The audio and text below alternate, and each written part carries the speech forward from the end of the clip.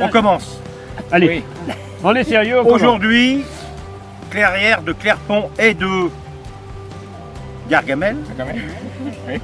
Nous avons suivi l'itinéraire de Gargamel.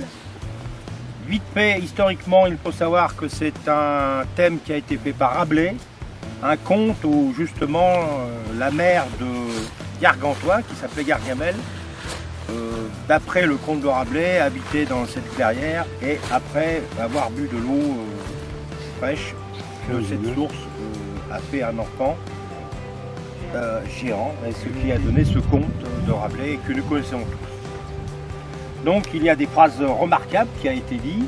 Quelle phrase a été dit? L'appétit vient en mangeant, la soif s'en va en buvant. Tout doucement. L'appétit vient en mangeant. La soif s'en va en buvant. Donc ça c'est de Rabelais. Maintenant nous passons à la détermination. L'historique est passé. Oui. Donc mon Alexandro, je sais que tu as fait un effort, tu as déjà refait un stage encore avec Grenoble. Oui. Et que pour toi c'est sûr que c'est pas facile sur le terrain, puisque tu n'as pas trop l'habitude, oui. Mais je vais t'aider. Merci. Donc on est parti. Donc on va commencer par la famille des cèpes. Vas-y, prends ton bâton. Voilà. Alors, en haut, d'abord, le premier connu. Oui. Le plus connu. Cèpe de Bordeaux. Cèpe de Bordeaux, oui. En latin Boletus Edulis. Voilà. Alors nous reconnaissons le cèpe de Bordeaux par son liseré blanc. Oui. Et cette particularité, c'est qu'il jaunit, oui.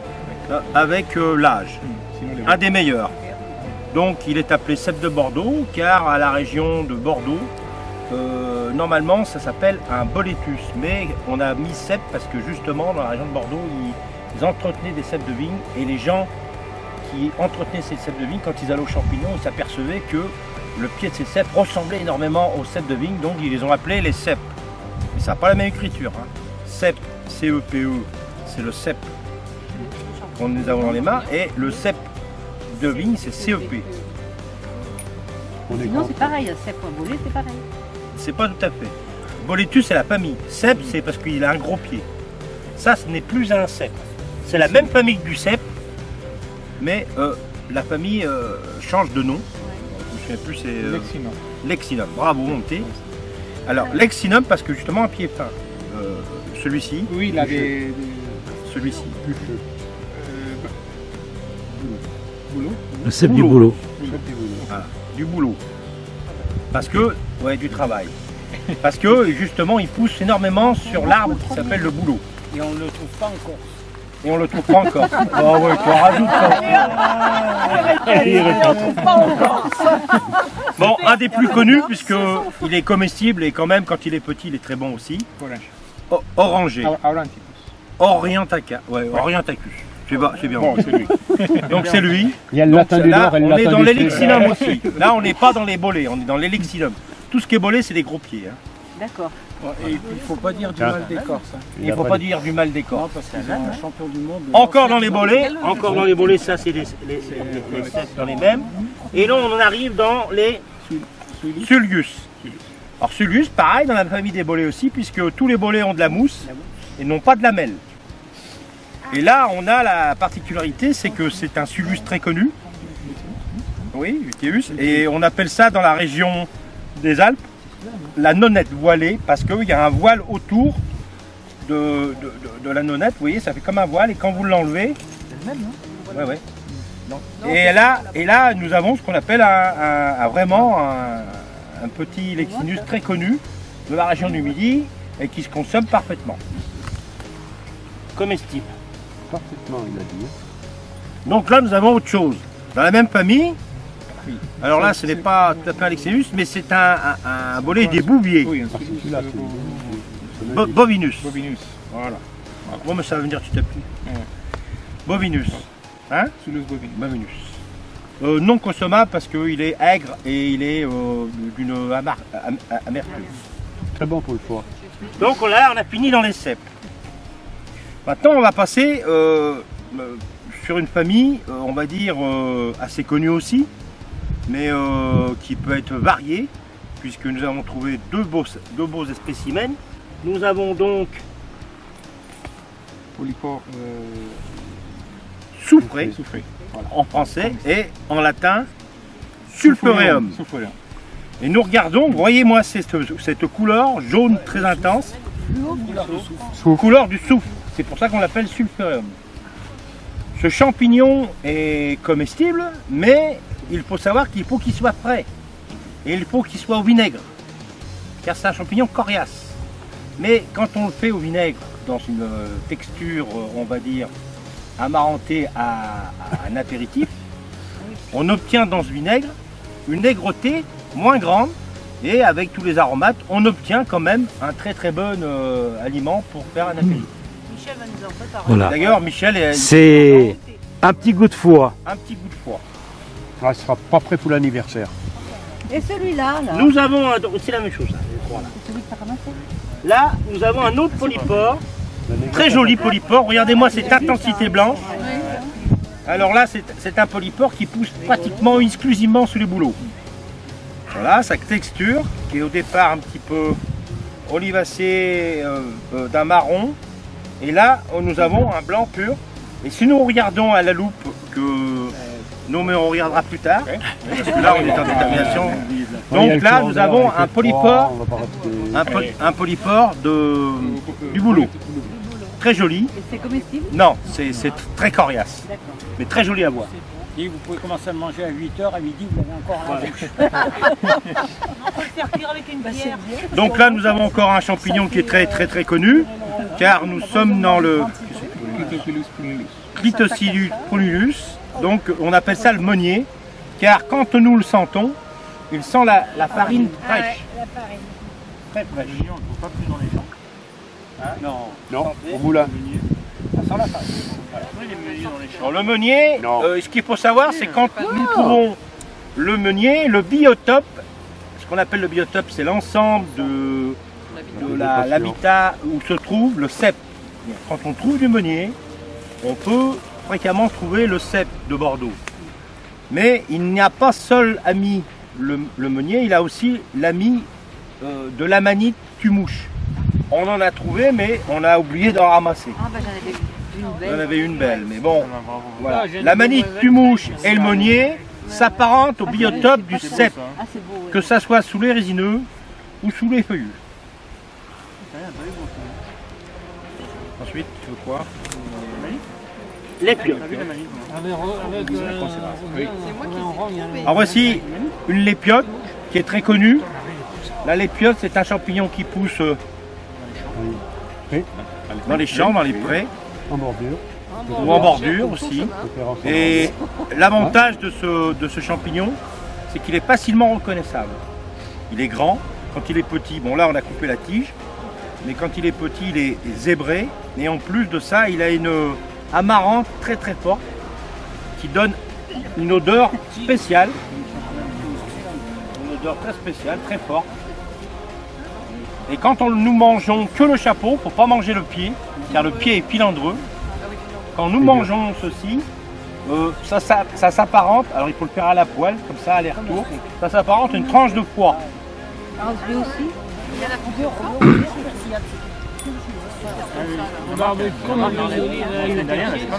Il y en avait pas mal. Dans les champs, la semaine dernière, quand on était en altitude à Prodin, nous avons trouvé beaucoup de lépiotes. Et c'est lui qui doit avoir ça qui circule, l'anneau qui circule. Voilà, Mais c'est quoi la différence avec la coulmelle? de quoi? Ça là.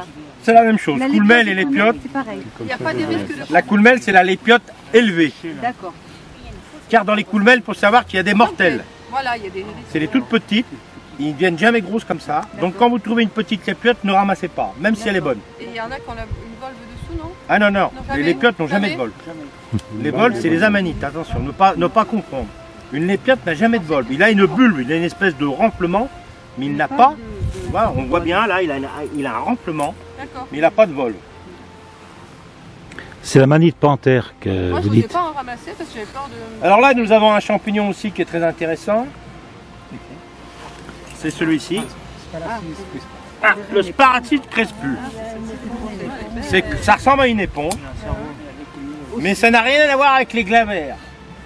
Les glavères, ce sont des morceaux de filaments qui sortent et qui ressemblent à un chou-fleur. Là, ce n'est pas le cas. Quand vous regardez bien, et il a une loupe, on le regardera tout à l'heure, ça fait des formations à l'intérieur comme des couronnes. On dirait un corail. On dirait un corail, exactement, on dirait un corail.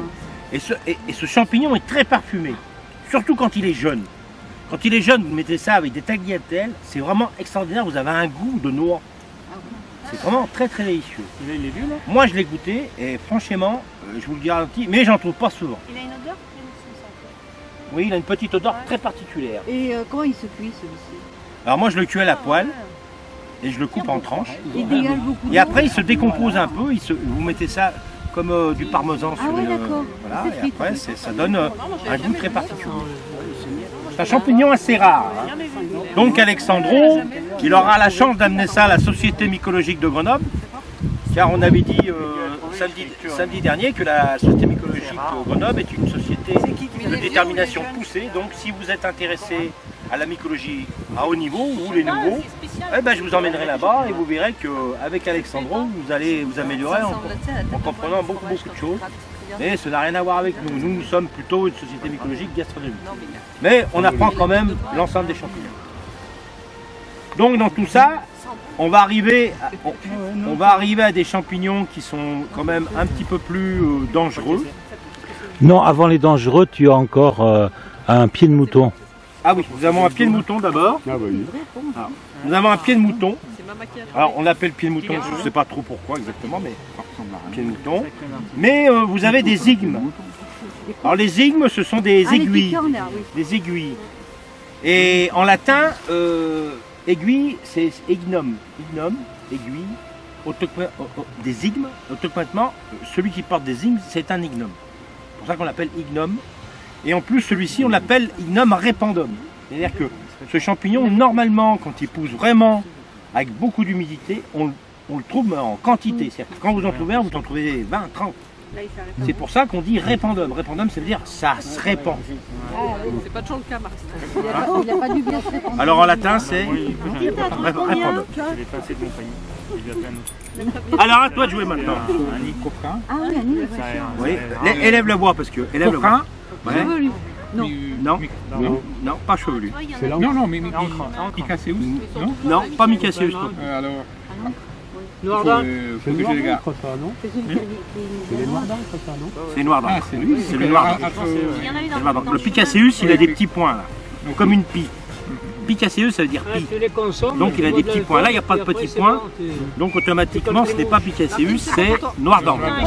Car quand il devient très noir, il forme une encre. oui. On les a vus. Et le problème, c'est que ce champignon ne doit pas se manger avec de l'alcool. Voilà. Donc, si ce champignon, vous le mangez avec de l'alcool, vous allez avoir des problèmes de santé. Non, tu vois les mouches. Oh, c'est pas les mouches, tu vas voir les étoiles. Et en plus, il y aura l'estomac qui va être en torticolis. Donc cela ne se mange pas. Et, Il se mange, oui, Ah mais oui. sans alcool. et par contre, on les trouve dans les bois, ceux-là? Ou dans les champs? Comment Dans les autres, Souvent sur les Non, dans les bois. sentiers, les terrains calcaires. Ouais, dans les terrains calcaires, et puis surtout en lisière. Là, nous arrivons dans les champignons toxiques. Donc, nous avons, Faxilus. oui, enroulés, Oui. toxiques, voire mortels. Et nous avons le pied noir aussi, mais celui-là, c'est pas le pied noir, c'est l'enroulé. Dans les paxilles, méfiez-vous, c'est assez dangereux, ça peut obtenir vraiment des graves problèmes intestinaux et même plus loin. Par contre, là, nous avons aussi, Nifolon. voilà, Fasciculaire. alors, fasciculare, je pense. Peut-être, je sais pas. Oui. Tu vérifieras à la société. Oui. Donc si c'est celui-là, si c'est un nipholome jaune, c'est-à-dire en touffe, faut se méfier, c'est aussi mortel. Donc il faut se méfier de tous ces champignons que vous ne connaissez pas trop. De toute façon, la première chose à faire, vous qui êtes nouveau, eh bien vous ramassez uniquement ce qu'on vous dit de ramasser. Et si vous ne connaissez pas, vous ne ramassez pas. Si vous ramassez, vous lavez bien les mains, vous nous l'apportez à nous. C'est pour ça que nous avons un produit dans le sac à dos qui permet de laver les mains à ceux qui ont touché des champignons qui sont pas comestibles. Alors le dernier, veste de loup. Ouais, alors lycoperdon perlatum parce qu'il y a des petites perles qui sont dessus. Et c'est perlatum parce qu'il y a des petites perles. Et c'est un champignon comestible, mais c'est moyen.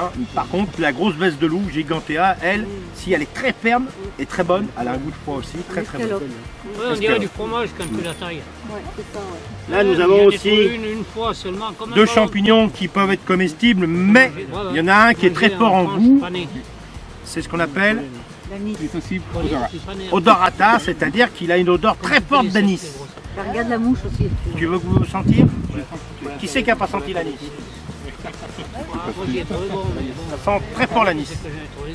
Clitocybe. Tu le mets dans l'agneau, après c'est bon, t'as le passé. Bon, c'est assez fort, hein, c'est un champignon. Et l'autre, c'est un clitocybe qui est aussi bon aussi, en entonnoir, Giba. Et il y en a un autre qui s'appelle Gigantea, parce qu'il est nettement plus grand et nettement plus large, qui est de la même famille, mais qui sont quand même un peu indigestes. Méfiez-vous des clitocybes, parce que c'est très bon, mais si vous en mangez trop, vous allez le sentir un petit peu. La tuyauterie va faire des dégâts. Et celui-ci, là. Et oui, justement, on en arrive là parce que c'est un champignon typiquement des Champs-Barans. C'est un cortinaire. Un cortinaire Violaceus, bravo. Ah, comment on reconnaît un cortinaire, mon grand? Donc, parce qu'il a une coquille. Oui. Et quand il est fermé, quand il est fermé, on voit la coquille. Oui, c'est la coquille. la cortine, On défile. ça fait comme une étoile d'araignée. Oui. Quand il est petit, il touche le chapeau et on voit même pas le pied tellement la cortine est forte, ça fait comme une étoile d'araignée. Quand il s'ouvre, l'étoile d'araignée s'imprègne du pied et s'enlève du chapeau. Alors dans les cortinaires, on n'a pas beaucoup de comestibles. Celui-là se mange dans certains cas, mais c'est pas un champignon fameux et dégustatif. Le seul cortinaire qui est dégustatif, c'est le cortinaire. Oui, il est grand. Alors, je me souviens plus du nom. Je suis un petit peu là, j'ai un petit trou de mémoire. On a un seul cortinaire qui est vraiment comestible, c'est le cortinaire remarquable. Voilà. Remarquable. Pourquoi remarquable? Parce qu'il est géant, il est grand comme ça. Ah ouais. Il a des chapeaux comme ça. Ah ouais. Voilà, il est Et remarquable. donc la même couleur, violet. Non, il est marron, Ah, il est marron. comme le cèpe. Voilà, et ben écoutez, on a fini la détermination. Je remercie Alexandro, mais il va. Vous inquiétez pas. Bon alors, qui c'est le Il va nouveau qui encore veut bosser. résumer là? Pour Alexandro, il pipi. Allez, c'est terminé.